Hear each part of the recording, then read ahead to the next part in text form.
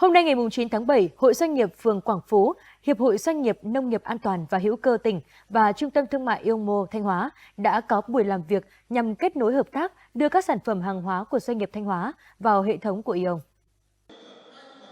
Trung tâm Thương mại Yomo Thanh Hóa tại phường Quảng Phú khi đi vào hoạt động sẽ có khoảng 150 gian hàng, quy tụ hơn 2.000 nhà cung ứng địa phương. Trung tâm có thể phục vụ khoảng 50.000 lượt khách mỗi ngày và có thể tăng lên hơn 150.000 lượt vào các dịp lễ cuối tuần.